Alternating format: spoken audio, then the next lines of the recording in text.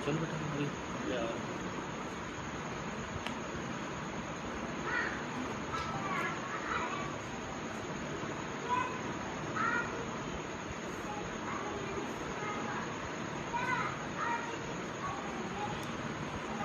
Good morning.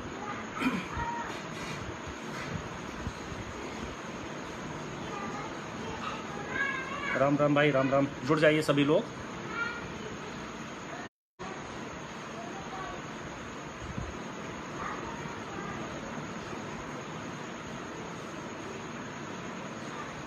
Ram Ram, नमस्कार सभी लोगों को।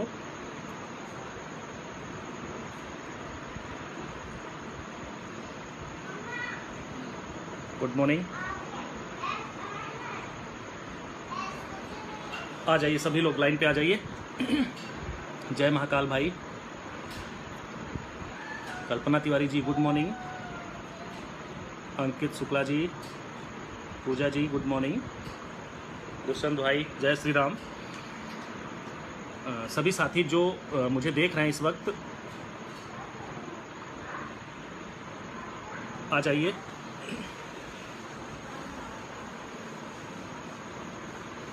गुड मॉर्निंग जी, गुड मॉर्निंग। आज थोड़ा रिलैक्स के मूड में हैं। आप लोगों को जो भी पूछना है तो सबसे पहले आप क्वेश्चन पूछ लीजिए। आपके क्वेश्चंस को हम देख लेते हैं। कुछ ऐसे भी लोग होंगे जो इस लाइव वीडियो में अनावश्यक भी कमेंट करेंगे, तो मेरा उनसे यही निवेदन है कि जिस प्रकार से भी वो कमेंट करें कम से कम अपनी मर्यादा में रहें, अन्यथा उसी प्रकार से उनको जवाब भी दिया जाएगा। अनिल भाई ठीक हैं, आ जाइए सभी लोग। यदि आप में से किसी को भी कोई क्वेश्चन, गुड मॉर्निंग जी, आवाज़ आ रही है ना सभी को? बिल्कुल भाई, जॉब फाइनल तो होगी। काउंसलिंग लेटर मिल गया, समझ लो नियुक्ति पत्र मिल गया है। गुड मॉर्निंग भाई। जी भैया, अशोक भैया प्रणाम। वंदना जी गुड मॉर्निंग। भाई कोई क्वेश्चन पूछो तो मैं बताऊं, फिर नहीं तो मैं शुरू करूं अपना कार्यक्रम। अभी बता रहे हैं भाई कौन कौन से एडवोकेट हैं। बिल्कुल ठीक है भाई, जुड़ जाइए सभी लोग।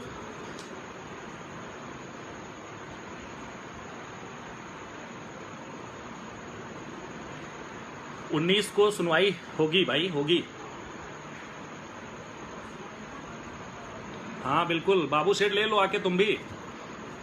तुम्हारे जैसे सुअर लोग नहीं समझेंगे।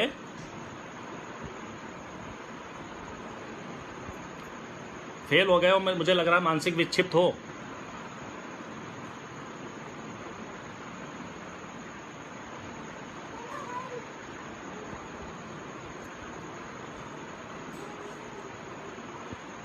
%20 रिजर्वेशन बिल्कुल बिल्कुल होगा, बता रहे हैं वंदना मैम क्या हो सकता है 20% रिजर्वेशन पर।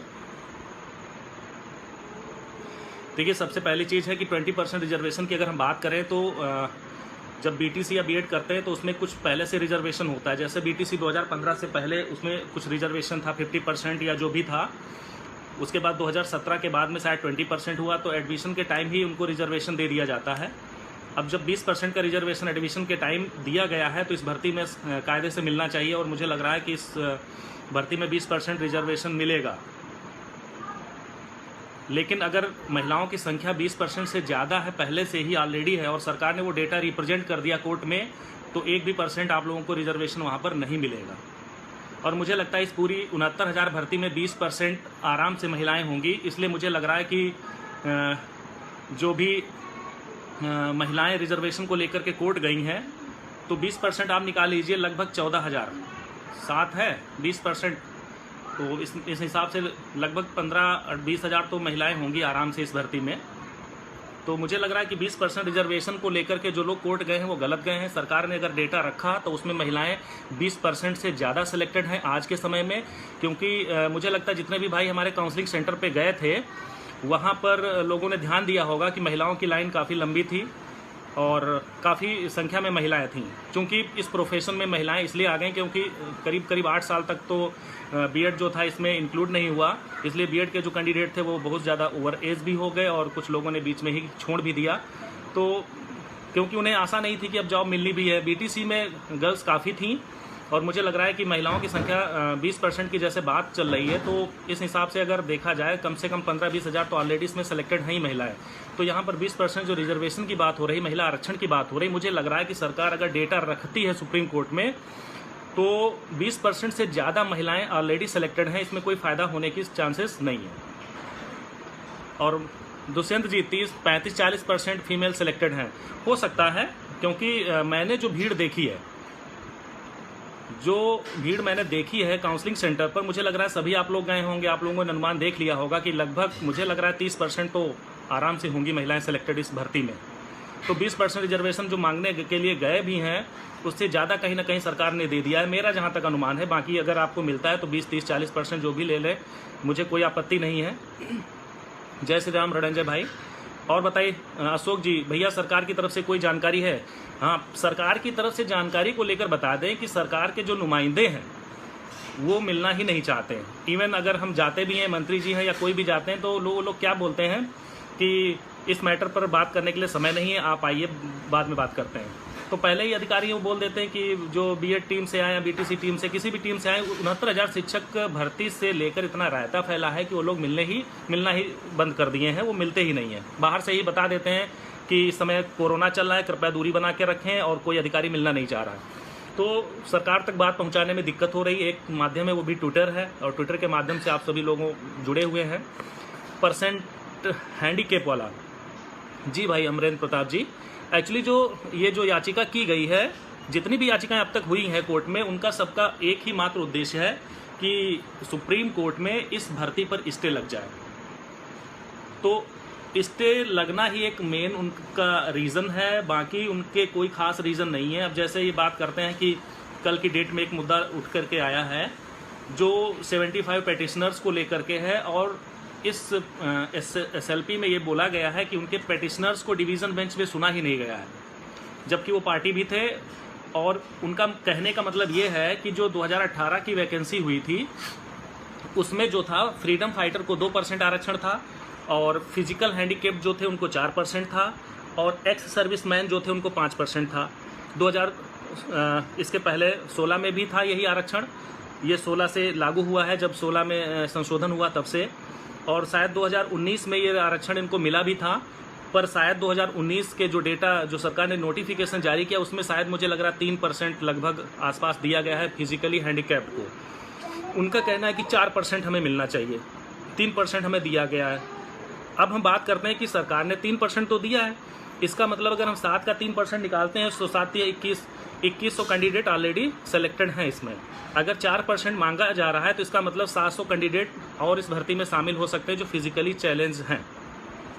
तो अगर कोर्ट में कोई भी ऐसी बात आती, मेन चीज़ ये है कि वो सरकार को नोटिफिकेशन जारी कर दे कि भाई आप जो है सही से इनका वो लगाइए, जो भी रिजर्वेशन पॉलिसी है।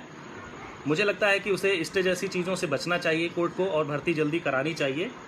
लेकिन अब सरकार ने 3% दिया है या 4% होना चाहिए, इसके बारे में तो हम नहीं जान सकते, क्योंकि ये कोई फिजिकली हैंडीकैप्ड ही बता सकता है कि रिजर्वेशन पॉलिसी जो है 1981 सर्विस नियमावली के अनुसार क्या परसेंटेज होना चाहिए, और प्रीवियस जो 2018 की वैकेंसी हुई थी उसमें क्या मिला था इन लोगों को। तो ये कह रहे हैं कि 4% PH होना चाहिए और 3% दिया गया। तो इसका मतलब ये है सरकार ने 3% दिया, यानी 2100 लोग ऑलरेडी PH कैटेगरी के हैं, सिलेक्टेड हैं, और लगभग अगर 1% और बढ़ा देती है सरकार तो 700 करीब अप्रॉक्स जो हैं इस भर्ती में और एंट्री मार जाएंगे। तो एंट्री मारेंगे, देखिए चूंकि रिजर्वेशन है तो अगर 700 एंट्री मारते हैं तो 700 तो इस भर्ती से बाहर हो जाएंगे। तो यहाँ पर जो बाउंड्री लाइन पे हैं वो मुझे लगता है कि इनके आने से 700 कैंडिडेट सीधा प्रभावित होंगे। दूसरी चीज़ है, इन्होंने ये भी बताया है कि डिवीज़न बेंच में इनके पक्ष को सुना नहीं गया, और सरकार जो है, सरकार जल्दबाजी में भर्ती प्रक्रिया को आगे बढ़ा रही है। इवन सरकार चाहती है कि वो ज्वाइनिंग लेटर भी उनको शीघ्र दे दे। तो इसलिए ऐसी चीज़ों से बचने के लिए निवेदन इन लोगों ने किया है कि सरकार उसमें भर्ती प्रक्रिया पूरी कर ले।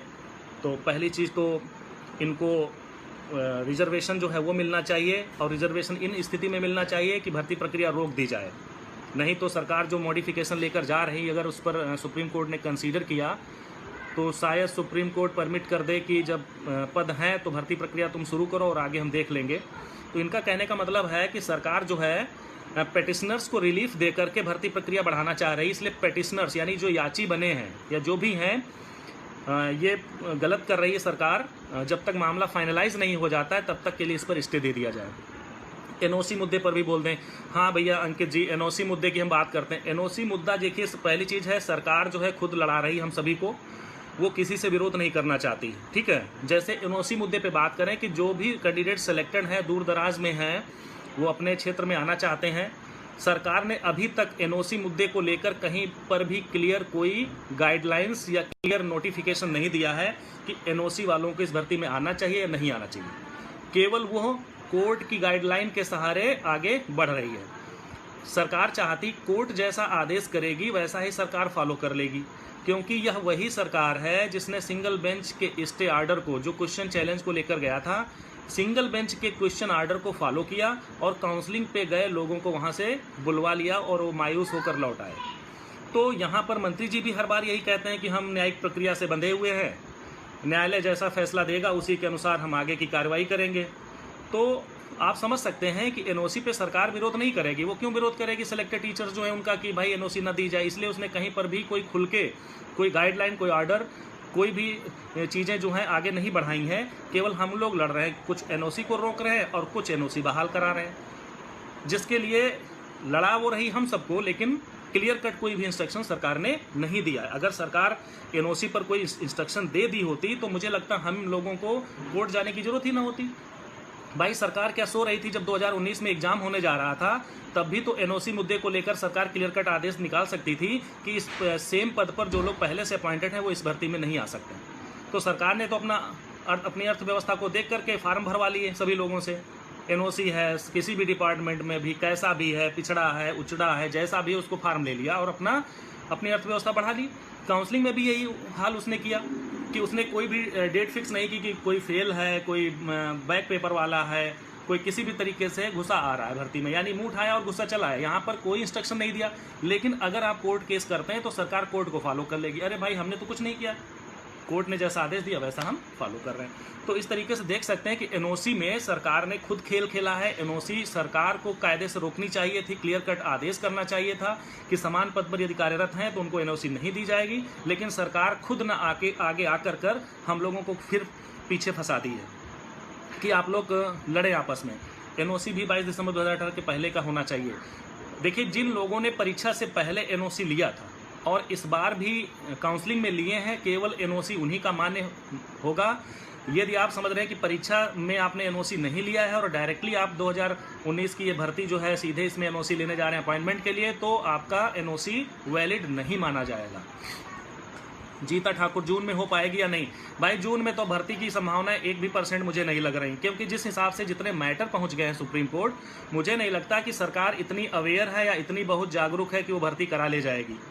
क्योंकि यहाँ पर मामला ये है कि इतने केस हो गए हैं कि सुप्रीम कोर्ट खुद कंफ्यूज हो जाएगा कि वो जून में भर्ती के लिए ऑर्डर करे या इस मैटर को जुलाई में फिर लगा दे, क्योंकि कोर्ट वैसे भी बंद होने जा रही है। भर्ती नहीं की जाए फिर 22,000 सीट ऐड कराने के लिए याची लिस्ट कब आएगी भैया? देखिए, याची लिस्ट जो है, जो हमारे याची बने हैं उनको जोड़ा जा रहा है। करीब 70 और 60 लोग एक दिन में जुड़ पाते हैं, क्योंकि ट्रांजैक्शन आईडी मिलानी पड़ती है। फेक वाले भी उसमें हैं बहुत से, तो उसमें समय लग रहा है। अन्यथा परेशान मत हो, आप लोगों का नाम छूटेगा नहीं, सभी का नाम डालेंगे। एक बार लिस्ट दिखा देंगे आप लोगों को PDF, आपका कोई करेक्शन हो तो बता दीजिएगा, उसके बाद ही फाइनली हम लेकर के जाएंगे। केवल 1-2 दिन का और समय दीजिए, आपका नाम उसमें अवश्य मिलेगा आपको। मॉडिफिकेशन पर बताएं कब होगी सुनवाई? देखिए, मॉडिफिकेशन पर सुनवाई होने का मतलब क्या है, कितना रायता पहले से फैला हुआ है। अगर सरकार कल सुनवाई करा ले जाती है मॉडिफिकेशन पर, तो अगर स्टार्टिंग में मॉडिफिकेशन पर करा लेती है तब भी विपक्ष पहले से तैयार बैठा है कि हमको ये मुद्दे उछालने हैं। जैसे आपको पता है कि रिप्लाई मॉडिफिकेशन पर शिक्षा मित्रों ने ये जवाब लगाया है कि सरकार को आखिर इतनी जल्दी क्या है इस भर्ती को कराने की। उसने पूरा ठीकरा फोड़ दिया है कि पहली चीज़, जब सरकार कह रही कि 51,000 हमारे पास पद खाली हैं और हम इन पदों पर इनको नियुक्त कर देंगे अगर कोई डिसीजन इधर उधर आता है तो सीधे सीधे बीएड मुद्दे को टैग करके वहाँ पर ये टारगेट किया गया है कि बीएड तो पहली चीज़ वैलिड ही नहीं इस भर्ती के लिए। 51,000 जो पदों की बात हो रही, इन पदों का नोटिफिकेशन बाद में निकाले सरकार और इस भर्ती से बीएड को बाहर करे और उन 51,000 पदों पर बीएड को शामिल करे। बीएड को इस भर्ती से बाहर किया जाए क्योंकि वो ट्रेनी टीचर हैं, इनकी 6 महीने अभी ट्रेनिंग होगी तब इस परीक्षा में आएंगे। और इसके लिए उन्होंने 2011 का और 2011 के बाद कुछ जो 2014 तक जो भी बीएड वाले इंक्लूड हुए उनके मुद्दे को उसमें रखा हुआ है। तो 51,000 पदों पर सरकार कह रही कि हमारे पास पद बहुत हैं, 40-45 पर डिसीजन आएगा तो हम शिक्षा मित्रों को बाद में अपॉइंट करेंगे, जबकि शिक्षा मित्र उल्टा क्या कह रहे हैं कि सरकार बीएड को बाद में इसमें एंट्री करे, पहले हमें अपॉइंटमेंट कर दे 40-45 पर। तो यानी कुल मिलाकर के टोटल सरकार के ऊपर हावी है विपक्ष। शिक्षा मित्र जैसे आपको पता है कि उनकी फंडिंग जो है विपक्ष की जो सरकारें हैं वो खुद उनको फंड कर रही हैं, क्योंकि अच्छा खासा पैसा भी है उनके पास में। ऐसा नहीं कि उनके पास में पैसा नहीं, हम लोग शांत बैठे हैं, सरकार के भरोसे हैं और होना भी चाहिए, क्योंकि हम देख रहे हैं कि सरकार तो नियुक्ति करने जा रही है। 1.5 साल हो गया है, 14 फरवरी को नियुक्ति पत्र मिल रहा था, फिर 6 जून को मिल रहा था। मैंने जबकि 6 जून से पहले ही पोस्ट लिख दी थी कि 6 जून की जो तैयारी में बैठे हैं कि नियुक्ति पत्र मिलेगा।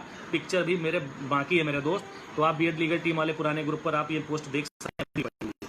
और आने वाले समय की हम बात कर रहे हैं तो 51,000 जो पद लेकर के सरकार जा रही कि हमारे पास खाली, हम इनको बाद में भरेंगे। तो शिक्षा मित्र उल्टा उन पर क्या कह रहे हैं कि एसटीएफ की जांच लगी है, कितने लोग फर्जी पकड़े गए हैं, 15-15 लाख रुपए नीचे दबे पाए गए हैं इस भर्ती में। आखिर ऐसा क्या घोटाला सरकार ने, व्यापक घोटाला भी दिया हुआ उसमें, स्क्रीन जो लगाए हुए हैं जो स्कैन करके लगाई गई हैं उसमें न्यूज़पेपर की कटिंग, उसमें ये दिया है कि सरकार ने इतना बड़ा घोटाला किया है। इसी घोटाले की वजह से सरकार जल्दबाजी कर रही है कि ये भर्ती जल्दी हो जाए, इसलिए इस भर्ती पर स्टे दिया जाए और इस भर्ती को पूर्ण अभी ना किया जाए। तो यहाँ पर जो है हर प्रकार से सरकार को वहाँ पर रोका जा रहा है कि आखिर इतनी जल्दबाजी सरकार क्यों दिखा रही। जब 14 जुलाई की डेट लगी है तो 14 जुलाई तक सरकार क्यों नहीं रुक रही। अभी तो विद्यालय भी बंद है कोरोना की वजह से, और यही बहस भी हुई थी पिछली बार कि वर्चुअल क्लासेस की जब बात रखी ऐश्वर्या भाटिया ने, तो सुप्रीम कोर्ट कन्विंस ही नहीं, उन्होंने सीधा जज साहब ने कहा कि madam come to the reality, come to the real life, don't tell me about the virtual classes, I know that how much on how many classes are going running in the villages at this time. तो इस तरीके की जब court comment कर रही तो मुझे नहीं लग रहा है कि सरकार अगर जाती है, अगर मजबूत तैयारी के साथ नहीं जाती है तो मुझे नहीं लग रहा है कि वो लोग उसे सफल होने देंगे। अब इस पर बात करते हैं कि कुछ लोग कहते हैं कि भाई आपके वकील क्या करते हैं, आपके वकील क्यों नहीं ले जाते। तो अब हम ये बताना चाहते हैं आपको कि आपने देखा है कि जब डबल बेंच में हम आए हैं डिवीज़न बेंच में, तो डिवीज़न बेंच में सरकार ने करीब करीब 90 दिन डिले करके अपनी कंडोनेंस लगा करके अपनी अपील फाइल की थी, ठीक है, 90 डेज लगभग। तो 90 डेज जो डिले करके अपील अपनी लगाई थी सरकार ने, उससे पहले हम लोग डिवीज़न बेंच में गए। चूँकि नियोक्ता सरकार है, कोई भी कोर्ट हो, चाहे सुप्रीम कोर्ट हो या हाई कोर्ट हो, नियोक्ता से पहले उसके मन की बात जानेगी कि आप चाहते क्या हैं आखिर। तो यहाँ पर भी सरकार से पूछा गया सबसे पहले कि सरकार का पक्ष हम सुनना चाहेंगे, और वहीं पर महाधिवक्ता महोदय ने गोला मारना शुरू किया और 6 महीने लगभग समय वहीं पर बर्बाद हो गया। क्योंकि हम जानते हैं सरकार भर्ती कर रही है, तो भाई सरकार का पक्ष जब तक सुनेगी नहीं कोर्ट, तब तक हमारा पक्ष सुनना संभव नहीं होगा। अब सुप्रीम कोर्ट की हम बात करते हैं तो सुप्रीम कोर्ट में रिजवान अंसारी ने रिस्पोंडेंट बनाया है, किसको, सरकार को। उसने हम लोगों को रिस्पोंडेंट नहीं बनाया है। अब जब हम लोग रिस्पोंडेंट नहीं है, ऑन कैविएट पर थे उस टाइम, तो कैविएट के बेस पर जितना हमारा वकील बोल सकता था उसने अपोज किया, विरोध किया, बोला। लेकिन अब 14 जुलाई के लिए हम मेंटली प्रिपेयर हैं। हमारी जो अपील डिवीज़न बेंच में यहाँ पड़ी हैं, भारांक मुद्दा है, बीएड मुद्दा है, कट ऑफ मुद्दा है, ये तीनों अपील हमारी सीधे वहाँ चली जाएंगी। इसके साथ साथ जो सीट ऐड कराने की बात हो रही है, तो उस मुद्दे को भी हम लेकर के जाएंगे। लेकिन मैं इतना कहना चाहता हूँ, अगर सीट सुप्रीम कोर्ट ऐड नहीं करती है 22,000, फिर भी इसमें जितने लोग याची बने हुए हैं जो अचयनित लिस्ट में हैं, उनका अहित नहीं होगा। क्योंकि यदि कंप्रोमाइज सुप्रीम कोर्ट कराती है कि 40-45 पर इनको नियुक्त कर दो, तो हमारे साथ जो जुड़े हैं 22,000 सीटों में अचयनित, उनके लिए हमारा वकील 100% लड़ेगा कि जो 100-200 हमारे पास अचयनित हैं। देखिए भाई, सुप्रीम कोर्ट में योग्य और अयोग्य ये चीज़ कोर्ट आपकी भावनाओं के अनुसार नहीं डिसीजन देगी। जब तक आपकी दलीलें अच्छी नहीं होंगी, जब तक आपके वकील अच्छे नहीं होंगे, जब तक कोर्ट कन्विंस नहीं होगा, तब तक आप चिल्लाते रहिए। आप वहाँ पर दम तोड़ देंगे, कोर्ट सुनने वाली नहीं है, क्योंकि आपको पता है कोर्ट सबूतों पर चलती है। ठीक है। हाँ, नागवंशी अंकुर जायसवाल, हम 67,867 लोगों का भी हित प्रभावित हो रहा है, ये बात कोर्ट तक पहुंचाने चाहिए। भाई साहब, बात सारी तभी पहुंचेगी जब आपके पास अच्छे वकील होंगे, अच्छी तैयारी सरकार की होगी और सरकार खुल के मंच पे लड़े आकर के। यहाँ पर अगर 21 मई की सुनवाई में जो हमारे सॉलिसिटर जनरल थे, जिन्होंने कैविएट फाइल की थी, हम लोग बड़ा खुश थे कि सरकार ने कैविएट पहले ही फाइल कर दी। भाई, पहले कैविएट फाइल करने का मतलब होता है कि 1 हफ्ते पहले नोटिस इशू हो जाता है कैविएटर को और उसे पूरा डिटेल मिल जाता है। तो उस बंदे को तैयारी करके आना चाहिए था कोर्ट। 21 मई को सॉलिसिटर जनरल डेट मांग रहे हैं, यानी आपने कैविएट किस लिए फाइल की थी? चलो उस दिन छोड़ दो, नेक्स्ट डेट पे तो आपको तैयारी करके आना चाहिए था। जब 9 जून की सुनवाई को लगी थी तो 9 जून को उन्होंने भेज दिया ऐश्वर्या भाटिया को। अब बताइए, ऐश्वर्या भाटिया जो डबल एजी थी, वो 2 दिन का टाइम मांग रही थी। कोई भी कोर्ट हो, हर बार तुम उठा के डेट मांगने लगते हो, क्या दे देगी तुमको? और फिर जहां विपक्ष के 8-8, 9-9 वकील खड़े हुए हैं, वो क्या ऐसा करने के लिए कोर्ट को एग्री कर देंगे? तो यहाँ पर सरकार भर्ती कर रही है, हम मानते हैं कि सरकार भर्ती कर रहे हैं, हम सरकार का विरोध नहीं करते, लेकिन कुछ अंधभक्त बने बैठे हैं कि अरे सरकार तो नियुक्ति कर ही रही, हमें वकीलों को खड़ा करने क्या जरूरत, सरकार के भरोसे हम लड़ लेंगे। तो भाई लड़ो, जैसे 1.5 साल पार हो गया है ऐसे 2022 तक लड़ते रहोगे और नियुक्ति पत्र तुम्हें नहीं मिलेगा। ये मेरा वादा है, क्योंकि जिस तरीके से सरकार की तैयारियां चल रही हैं, अधिकारी कोई मिलना नहीं चाहता है, बहाना है कोरोना का, लेकिन वो 69,000 शिक्षक भर्ती जैसे मुद्दे पर बात ही नहीं करना चाहते। कितने मैटर हैं? अब 3 क्वेश्चन कॉमन को लेकर के, 3 क्वेश्चन कॉमन पर अगर लोग कोर्ट गए होते तो मुझे पूरा भरोसा है जो 15,000 लोग इंक्लूड हुए थे इस परीक्षा में, इसमें से कम 8,000 10,000 लोग बाहर हो जाते। क्योंकि कॉमन क्वेश्चन को लेकर जो रायता फैलाया पीएनपी ने, कॉमन क्वेश्चन के नंबर केवल उसी व्यक्ति को मिलने चाहिए थे जिसके वो क्वेश्चन सही थे। अगर इस 3 नंबर पर लोगों ने केस किया होता तो लगभग 10,000 सीटें और खाली हो जाती, उन लोग कम गुणांक वालों का सिलेक्शन हो जाता। लेकिन इन मुद्दे पर लेकर कोर्ट कोई नहीं गया। मुद्दे कौन से? 20% आरक्षण महिला को मिलना चाहिए, एक्स सर्विसमैन को मिलना चाहिए, उसके साथ साथ में इसमें क्या नाम, बहुत सारे और भी मुद्दे हैं, मुझे तो 10-12 मुद्दे हैं, इतना याद ही नहीं रहता है कि कितने मुद्दे चल रहे हैं, क्योंकि मेरा फोकस जो है 90 और 97 कट ऑफ को लेकर के। वो सिर्फ भर्ती 2000, बिल्कुल भाई 2022 तक क्या, देखिए सरकार 1.5 साल निपटा लाई। हमें लग रहा है कि सरकार जल्दबाजी कर रही है, लेकिन बैक डोर से अगर देखेंगे आप, चूंकि मैं 1.5 साल से जुड़ा हुआ हूँ सरकारी तंत्र से, हर आदमी से मिल रहा हूँ, मुझे पता है कि अंदर की स्थितियाँ क्या हैं। जब मैं खुल के लिख देता हूँ तो लोग मुझे अपोज करने लगते हैं, मेरी पोस्ट पर बयानबाजी करने लगते हैं। अब बताइए, 4,10,000 लोग जो परीक्षा में बैठे थे, उनमें से नौकरी मिलनी है 69,000 को, बाकी के जो 3 लाख और करीब 3.5 लाख बचे जो कैंडिडेट, वो तो आपका विरोध ही करेंगे ना, तो वो मेरी भी पोस्ट पर आएंगे, गलत बोलेंगे।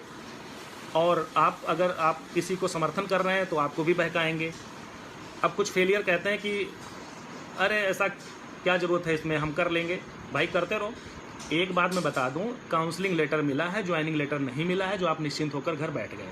ये वही सुप्रीम कोर्ट है कि 1 साल नौकरी करने के बाद भी शिक्षा मित्रों का समायोजन रद्द कर दिया था, क्योंकि वो गलत तरीके से गए थे। और गलत तरीका कब साबित हुआ? जब उस मुद्दे को अच्छे से लड़ा गया। आज अगर हम अपने ही अच्छे मुद्दे को सही तरीके से नहीं लड़ेंगे तो ये मत सोचो कि आप अपॉइंटेड हो गए, आप पहले ही स्टेज पर हैं, समझे? तो इसलिए कोशिश यही करो कि सरकार पर दबाव बनाना है, ट्विटर के माध्यम से कर सकते, मिलेगा कोई है नहीं, क्योंकि मैं तो लखनऊ में ही हूँ। आए दिन ऐसा कोई मंत्री नहीं बचा जिससे मुलाकात ना हुई हो, केवल मुख्यमंत्री जी को छोड़ करके। और अब तो कोरोना का अच्छा बहाना है, अंदर बैठे होते हैं, गप्पे लड़ा रहे होते हैं, लेकिन बाहर अगर हम लोग जाते हैं तो नहीं। बहुत सारी और टीमें हैं, जाती हैं SCRT तक जा कर के लौट आती हैं, पूछो उनसे कितने लोग मिलते हैं उनको। तो इसलिए जो है और बताइए अंकुर जायसवाल जी, देखिए भाई हमसे मुनासिब, देखिए मैं बताऊं, इसमें बहुत से लोग कह रहे हैं अपना वकील खड़ा करो। मेरे पास लगभग 8 से 9 लाख रुपए इकट्ठा हुआ है अब तक का, मैं बता दे रहा हूँ। कम से कम 300 साढ़े 300 याची बने हुए हैं जो जुड़े। आवाज आ रही?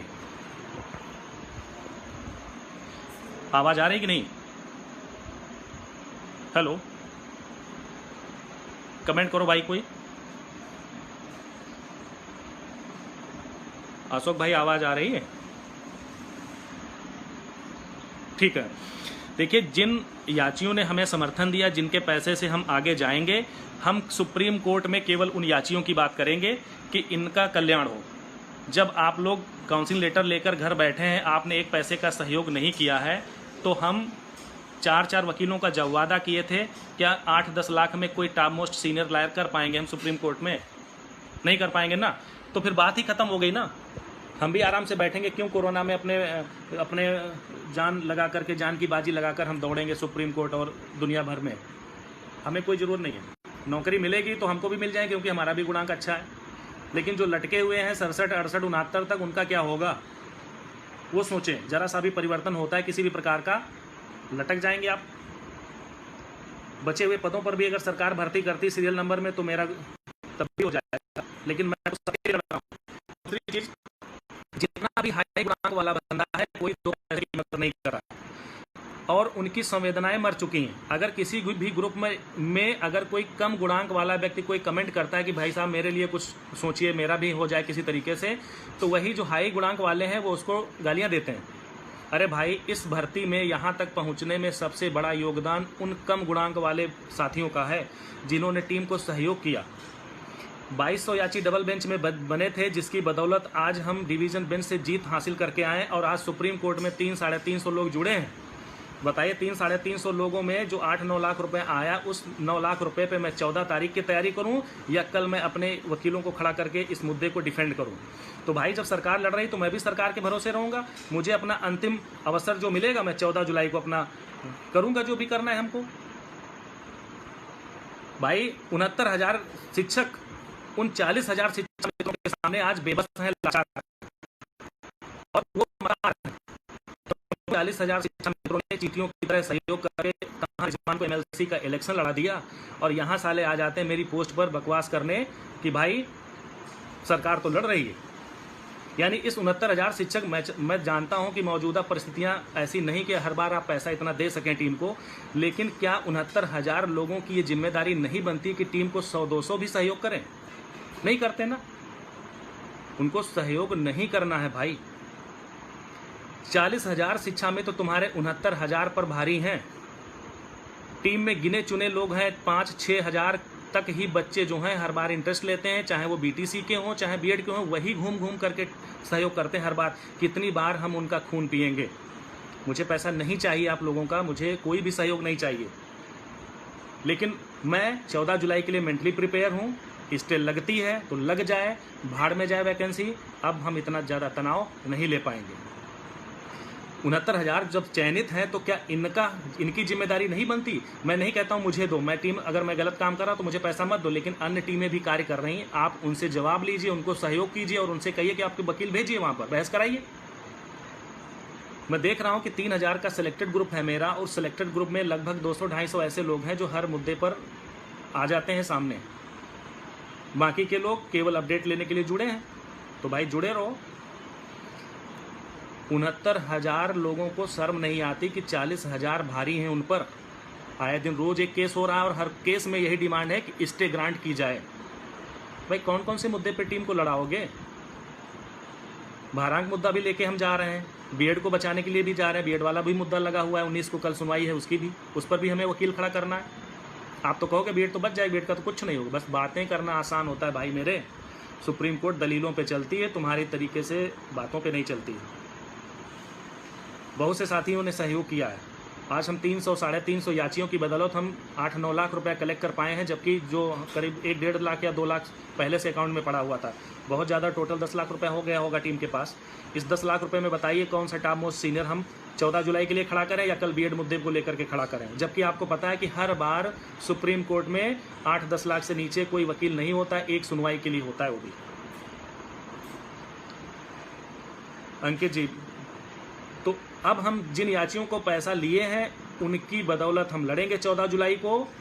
अचयनित जो हमारे साथी हैं उनके लिए हम ये डिमांड करेंगे कि 22,000 अगर सीटें नहीं होती तो ये लड़ करके यहाँ तक आएँ, इनको कोई ना कोई जरूर लाभ मिले।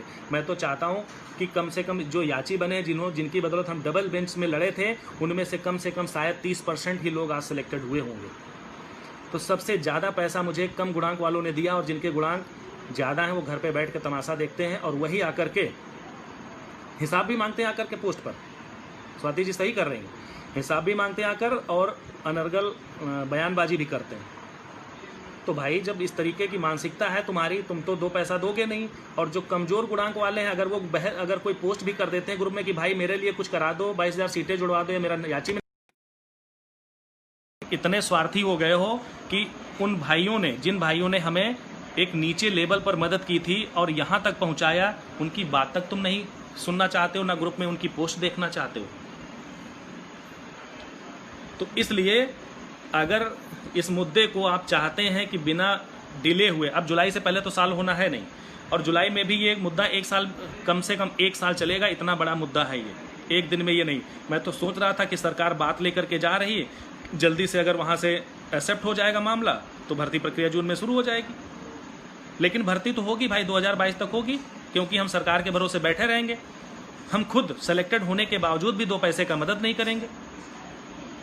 जब हम 2 पैसे की मदद नहीं करेंगे टीम को, या किसी भी टीम को जो लड़ रही है जी जान से, डबल बेंच से, सिंगल बेंच से लेकर सुप्रीम कोर्ट तक, इस कोरोना काल में जो सुप्रीम कोर्ट सबसे पहले टीम गई थी, आज वो क्यों नहीं गई है? इसीलिए तो नहीं गई है ना, उनके भी बच्चे हैं, क्या करे, जाकर जान दे दे तुम लोगों की वजह से। बैठो घर में तमाशा देखो, हम भी बैठे हैं घर में सुरक्षित। याचियों के बदले लड़ना चाहते हो 250-300 याचियों में, बताओ हम याचियों का पैसा जो है तुम्हारे कल बीएड बचाने के मुद्दे पर लगाएं, और या तो हम 14 जुलाई को फाइनल सुनवाई करें। ब्रीफिंग जब होती तो एडवांस में हमें वकील बुक करना पड़ता है, 10 दिन पहले उनको ब्रीफिंग करानी पड़ती है। 14 जुलाई को अगर डेट लगी तो हम 11 से तुमसे पैसा मांगेंगे, तो 2 लाख रुपया तुम इकट्ठा करके दोगे। कौन सा 2 लाख में वकील वहाँ खड़ा कर लेंगे हम? 3 मुद्दे लेकर के हम कोर्ट जा रहे हैं। तो बहुत सारी चीज़ें ऐसी हैं भाई, जिनके गुणांक कम हैं उनके लिए मैं पूरा प्रयासरत हूँ। 22,000 सीटें अगर नहीं भी जुड़ी तो जो याची हमसे जुड़े हुए हैं उनके हित के लिए टीम अवश्य लड़ेगी, क्योंकि मुझे पता है उन्हीं के लोगों की बदौलत हम यहाँ पर पहुँचे हैं। आज 10 दिन से जब हम सहयोग की बात करते हैं लोगों को, तो मात्र 2-4 को अगर छोड़ दिया जाए तो मेरे सेलेक्टेड ग्रुप में याचियों की रिसिप्ट के अलावा सहयोग की रिसिप्ट शायद किसी ने नहीं शेयर की होगी। आप सब जुड़े हैं, आप लोग देख सकते हैं। तो बस यही सारी चीज़ें हैं। एनओसी मुद्दा चलेगा, 20% महिला आरक्षण चलेगा, एक्स और फिजिकल वाला जो मैंने बता दिया, पीएच हैंडीकेप वाला, वो तो सुप्रीम कोर्ट में कल लग गया है। जितने भी मुद्दे जा रहे हैं उसमें डायरेक्टली मांग की जा रही है कि सरकार जो है जल्दबाजी में भर्ती क्यों बढ़ाना चाह रही है आखिर। तो कहीं ना कहीं सरकार जो कर रही है, सरकार के पास क्या जवाब है बताइए? 2-2 बार तारीख पे जाते हो, फिर एक तरफ तुम दिखा रहे हो मॉडिफिकेशन। भाई अगर तुम 21 मई को और 9 जून को सही से गए होते तैयारी करके, तो मॉडिफिकेशन एप्लीकेशन जाने की जरूरत ही क्या थी कोर्ट में? आज मॉडिफिकेशन का नाम ही नहीं होता। जितना तुम रायता फैला रहे हो उससे ज़्यादा विपक्षी तैयार हो रहे हैं। तो मॉडिफिकेशन फैला रहे हो, वो लेकर के चले जा रहे हैं कि एसटीएफ जांच है, सीबीआई जांच कराई जाए, भर्ती रद्द की जाए। बताइए किसकी गलती है? बताइए। फिर भी सरकार के भरोसे बैठे हो, सरकार कर रही है तो भाई लड़ो सरकार के भरोसे। मैं बता रहा हूँ 2022 में अगर ना भर्ती जाए तो बता देना, कल की सुनवाई देख लो कि क्या सरकार कर रही है। हर बार की सुनवाई में मैं ऑनलाइन रहता हूँ, और मैं आज के बाद कोई पोस्ट नहीं डालूंगा ग्रुप पर भी, क्योंकि तुम्हें सोना है तो सोते रहो। और काउंसिल लेटर को तुमने नियुक्ति पत्र समझ लिया है, तो इस नियुक्ति पत्र को रख करके चाटते रहना, ठीक है? और जो जिनका भी गुणांक कम है वो कतई निराश मत हो। अगर 1-2 गुणांक से पीछे हैं उनके लिए टीम लड़ी है और आगे भी लड़ेगी, क्योंकि आप ही की बदौलत हमने डिवीज़न बेंच में जीत हासिल की। जिनके हाईएस्ट गुणांक हैं कभी भी 2 पैसे का समर्थन नहीं करते हैं, और मुझे आज भी उनसे किसी भी प्रकार के समर्थन की कोई भी आशा नहीं है। इसलिए अब बात जो होगी वो होगी कम गुणांक वाले लोगों की, जो हमारे साथ जुड़े हैं, अनसेलेक्टेड लिस्ट में हैं। अगर 40-45 पे सरकार कह सकती है कि 51,000 पदों पर हम शिक्षा मित्रों को नियुक्त करेंगे, हमारे पास पद हैं, तो मैं 100% दावे के साथ कह सकता हूं कि जो 40-45 कटाव पर शिक्षा मित्रों को नियुक्ति की बात हो रही है, वहां पर हमारे याची जो सुप्रीम कोर्ट में जाएंगे, मैं 110% वादा करता हूं कि मैं उन्हें नियुक्ति दिला के मानूंगा। ये हमारा वादा है। बाकी आप लोग लड़ते रहिए, मौज करते रहिए, और जैसा मन में आए वैसा करिए, स्वतंत्र है।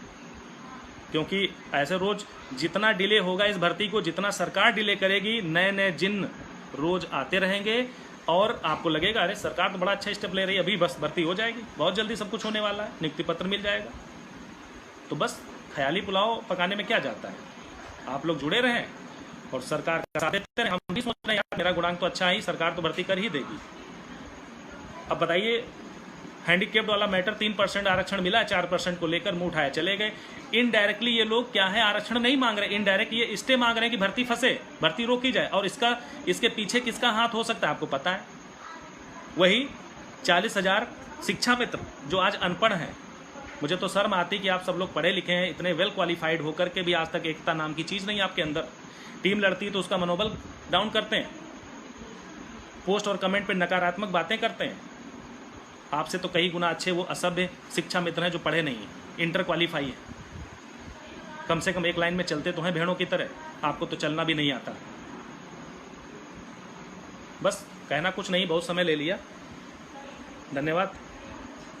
जय हिंद, जय भारत।